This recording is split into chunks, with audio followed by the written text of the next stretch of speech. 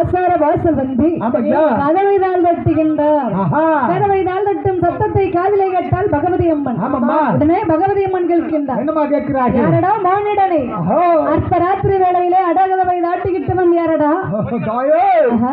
உடனே கதவு திறமா நான் அம்மா வந்திருக்கேன். அந்த அம்மா வந்திருக்கேன்.